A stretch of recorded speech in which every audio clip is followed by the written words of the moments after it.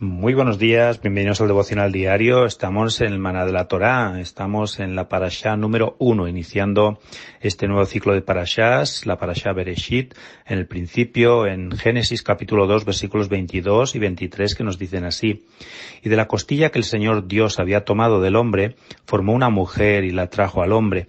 Y el hombre dijo: Esta es ahora hueso de mis huesos y carne de mi carne. Ella será llamada mujer, porque del hombre fue tomada. Bien, la pregunta para hoy es: ¿cómo el primer hombre obtuvo tanto conocimiento?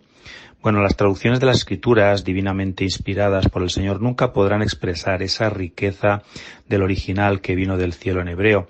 En el texto original hebreo hay un juego de palabras entre hombre y mujer. La palabra hebrea para hombre en este texto es ish y la forma femenina es isha, que se ha traducido como mujer. Sin embargo, en el castellano pues no se ve la relación gramatical que hay en hebreo entre la palabra hombre o varón y la palabra mujer o hembra. Algunas traducciones pues han optado por introducir la palabra varona como una variante femenina de varón. Sin embargo, esa palabra pues no existe en el idioma castellano realmente. Solo en el hebreo es que se puede entender por qué Adán dijo: esta será llamada Isha, porque del Ish esta fue tomada. Ahora bien, entonces, de la creación de la mujer, pues Adán había tenido una tarea muy importante, que era dar nombres a todos los animales que había allí en el Edén. Originalmente los nombres pues no servían solo para diferenciar entre una cosa y otra, sino también para mostrar el carácter y la misión de cada ser vivo en este mundo de los que había hecho el Señor. Y así pues Adán tenía una capacidad enorme, digamos súper grande, para discernir el carácter y la misión que tenía cada animal allí en el Edén. ¿Y cómo él podía hacer esto? Realmente Adán, si acababa de ser creado, acababa de ser formado, ¿de dónde sacó ese conocimiento, esa habilidad para poner esos nombres, pero que tenían a la vez un significado y un propósito, ¿no? La respuesta pues se encuentra en los versículos citados arriba. Primero está escrito que el Eterno Todopoderoso formó una mujer, una Isha, y se la trajo al hombre. Pero ¿cómo podía Adán saber lo que el Eterno estaba haciendo cuando él estaba, dice la Escritura, en un sueño profundo, en el versículo 21? Bueno, pues esto nos enseña, ¿no?, que aunque el cuerpo pues de Adán estaba dormido o estaba anestesiado, su alma superior, su neshama, pues no estaba dormida, ¿no?, sino que realmente había una conciencia y él podría percibir lo que estaba sucediendo a su alrededor, en su cuerpo.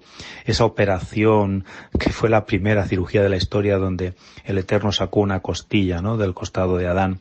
Así que el primer hombre, el Adán Rishon, fue creado con esa capacidad espiritual, una capacidad superior que no tenemos nosotros por causa del pecado. Ahí aún no había pecado Adán, ¿verdad?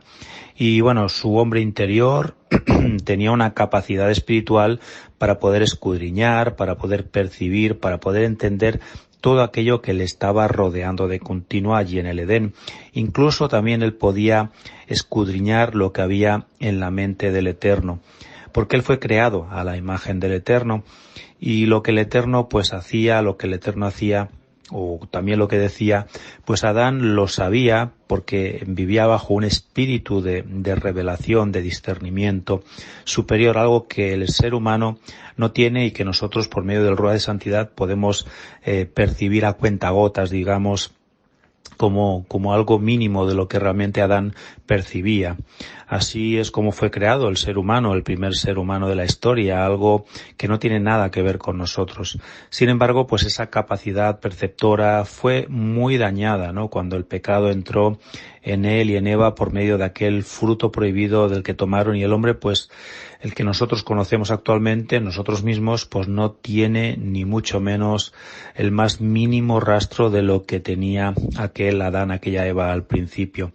Adán sabía por revelación no solamente cómo el Eterno pues había sacado una de sus costillas y formado esa nueva criatura maravillosa, ¿no?, sino que también pues él sabía cómo la había creado a Eva, cómo la había definido de cara a cuál sería el rol que tendría con Adán. Cuando Adán vio a Eva, le puso ese mismo nombre que el Eterno ya le había dado cuando la formó: Isha. Las escrituras hebreas pues tienen por lo menos 5 diferentes términos para el ser humano. 2 de ellos ya los hemos conocido, ¿no? Hasta ahora serían Adán o Ish.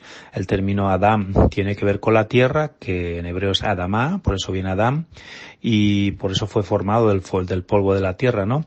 El término Ish denota un ser pues muy alto, con realeza, con dominio, con un sacerdocio delante del Señor, y esos mensajeros celestiales, los ángeles, son también definidos como Ish, e incluso el Eterno mismo se denomina con ese término, ¿no? En Éxodo 15:3. Por lo tanto, el Eterno y luego Adán pues ponen un nombre muy considerable sobre la mujer, un nombre que le honra, que revela su naturaleza, su capacidad, su misión, que tiene un estatus realmente de alteza, de realeza, con la capacidad de reinar juntamente con su marido Adán en aquella creación en el Edén, ¿no? El Adán es Ish, forma masculina, y ella es Isha, forma femenina, y ambos pues fueron creados para reinar juntos, dice los versículos 26 al 28 del capítulo 1. La palabra Ish está relacionada con Esh. Esh significa fuego. Solamente cambiando una letra, en hebreo tenemos la palabra fuego. Y decía Pablo en 1 Corintios 15, 45 al 47, ¿no? Que el segundo hombre, el segundo Adán, fue creado con la misma capacidad espiritual que tenía ese primer Adán, sin pecado, pero con un cuerpo semejante al cuerpo de pecado del primer Adán en su estado caído. Por eso cuando veía a la gente a Yeshua, el segundo hombre, andando por Israel, pues lo veían como un ser humano normal, pero no percibía la gente lo que había dentro de Yeshua, que es donde estaba realmente la naturaleza del primer Adán. Y de esa manera, ¿no? Fue como el primer Adán, por medio de ese segundo Adán, el segundo hombre, el Hijo del Hombre, Yeshua, pues es como pudo percibir, pudo entender por su espíritu lo que estaba sucediendo a su alrededor. Eso lo tenía Adán y eso lo tenía también Yeshua cuando él estaba. Por eso él podía saber y decir tantas cosas de la gente que le rodeaba, ¿no? Porque tenía ese discernimiento, esa capacidad que nosotros no podemos tener, si no es porque el Ruach, en algún momento el Espíritu de Santidad, intervenga en nuestras vidas también. Así que él, Adán, ya sabía que el hombre, pues en el árbol se llamaba Zaqueo, por ejemplo, ¿no? Yeshua le llamó Zaqueo porque él ya tenía ese conocimiento, esa capacidad que también tenía el primer Adán. Y él pues ya había visto incluso lo que Natanael, por ejemplo, estaba haciendo debajo de aquella higuera, ¿no? Y de esa forma pues Yeshua podía reinar en cada circunstancia, dirigido siempre por el Espíritu del Eterno, por el Espíritu del Ruach, como hizo el primer Adán. Así que ahí vemos esa naturaleza, ¿no? Poderosa de Yeshua, en la cual él vino como el segundo Adán. ¿Para qué? Para traer esa salvación a toda la humanidad, incluyéndote a ti, incluyéndome a mí, porque nosotros estamos bajo esa naturaleza caída por causa del pecado del primer Adán y necesitamos esa salvación que solamente Yeshua puede traer a nuestras vidas.